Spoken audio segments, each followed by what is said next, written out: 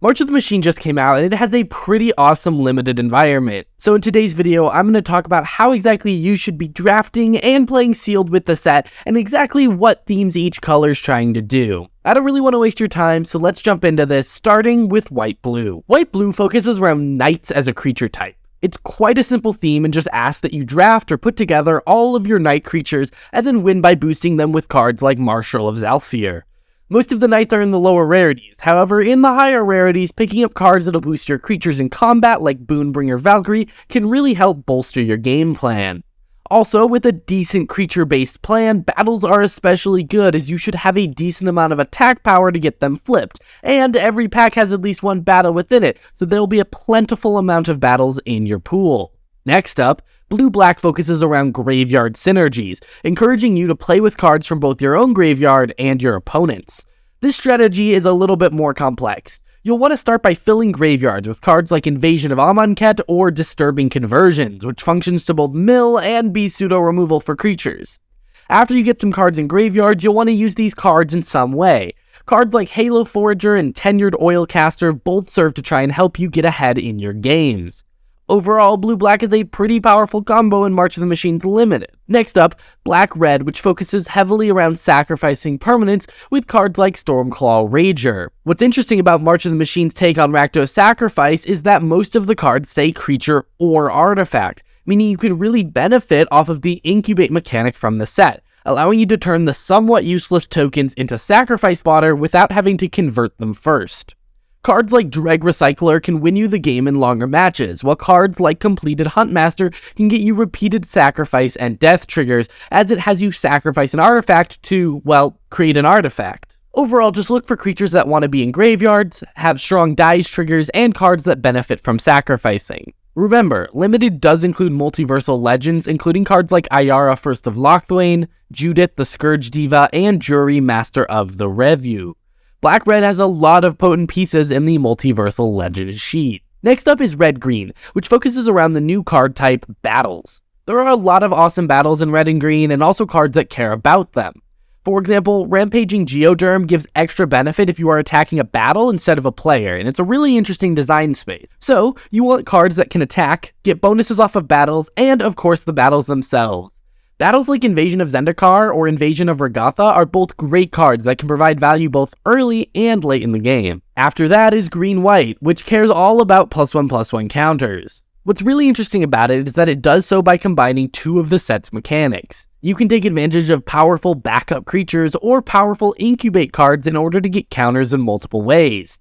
There's also cards that just care about counters in general, like Botanical Brawler. Either way, Green-White uses multiple of the set's mechanics mixed with a couple counter-specific cards to get big creatures and swing for the win. Moving into the enemy color combinations, White-Black is all about Phyrexian Tribal. This is both throughout straight caring about them with cards like Sculpted Perfection, but also any card that uses the incubate mechanic creates Phyrexian tokens. You'll want to go wide and boost your creatures, similar to White-Blue's Knight mechanic. Either way, just look out for the Phyrexian type and cards that care about it if you're looking to play White-Black. Next up is Blue-Red, and it's an interesting one. Blue and Red care about Convoke as a mechanic. Convoke, which is normally a white and green mechanic, lets you tap creatures to pay for spells. So you want spells with Convoke, spells that create lots of creatures, and cards that care about spells with Convoke, like Joyful Storm Sculptor. Convoke appears in all of the colors, but red and blue have the highest concentration and the most payoffs for actually convoking things out, and it's a really fun strategy to play if you get the chance. After that, black and green care about the incubate mechanic as a whole. This includes cards that care about counters, care about artifacts, and just care about incubating as a whole. Some cards to look out for are things like Elvish Vat Keeper, which not only incubates, but can make your incubations more powerful with an alternate way to flip them that doubles their power and toughness.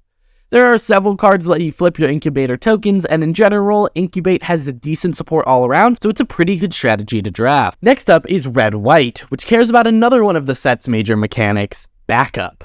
This mechanic lets you put counters on a creature to lend them abilities temporarily. Look for creatures that have the ability and cards that care about counters overall. There are some powerful cards with Backup, and by combining them with creatures that can easily attack, you can get a lot of value. There are also cards that care about cards with backup, like Mirror Shield Hoplite, to keep an eye out for, to make sure that you get even more value off of backing up.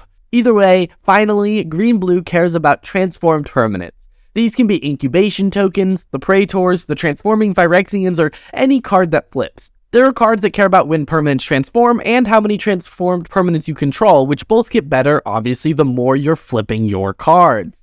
Just try to get a good balance of payoffs and creatures that actually transform, and it actually seems like a pretty good strategy and one we don't see in a lot of sets. We've seen red-black sacrifice a lot of times before, and blue-black mill, those are very common, but green-blue transformed stuff is a very rare, theme, so it's one of the ones that if you are only going to draft it once or twice, I would keep an eye out for.